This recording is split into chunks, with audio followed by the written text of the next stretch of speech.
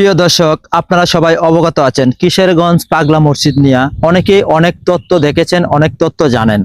অনেকেই অনেকভাবে আপনাদের মাঝে এই কিশোরগঞ্জ ঐতিহাসিক পাগলা মসজিদটি উপস্থাপনা করেছে।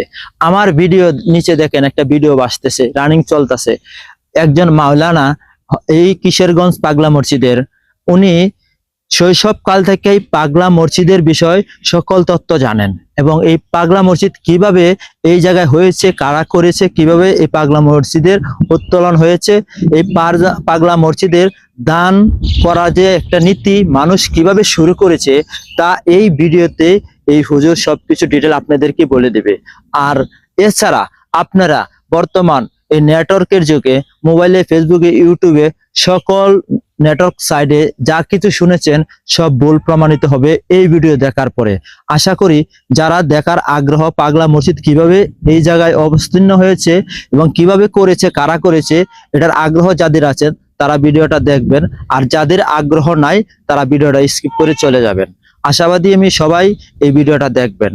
যদি ভালো লাগে অবশ্যই শেয়ার করে সকল মানুষকে ভুল ধারণা থেকে বের হয়ে আসার জন্য ভিডিওটা শেয়ার করে দিবেন। তাহলে দেখতে থাকুন এই ভিডিওর নিচে ওই হুজুর কি বলছে, পাগলা মসজিদ কিভাবে এই জায়গায় নির্মাণ করা হয়েছে। এই পাগলা মসজিদের সূচনাটা কেমনে হলো, 2 নম্বর পাগলা মসজিদ কেন হলো, কখন থেকে হলো, 2 নম্বর।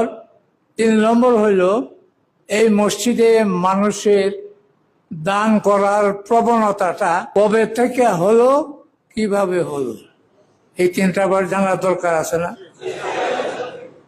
আজকাল তো মোবাইলের যুগ, ফেসবুকের মধ্যে পাগলা মসজিদ সম্পর্কে নানান কথা আসে, হ্যাঁ, ভুয়া কথাবার্তা। এমনও কথা আছে যে নদী দিয়া এক বুজুক জায়নামাজ বিছায়া পানি দাইছে, তো ভুয়া কথা। হ্যাঁ,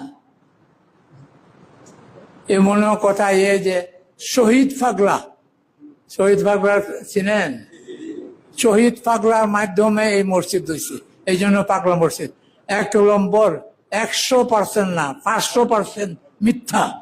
হ্যাঁ, গুরুদয়াল কলেজের প্রফেসর জিয়াউদ্দিন সাহ আজ থেকে 50 বছর আগে উনি একটা লেখা দিছিলেন। উনি বলছিলেন যে 250 বছর আগে এই পাগলা মসজিদের সূচনা হয়। 50 বছর, এখন আরো 50 তাহলে 300 বছর আগে হইল পাগলা মসজিদের সূচনা। 300 বছর আগে এটার সূচনাটা কেমনে হলো এটা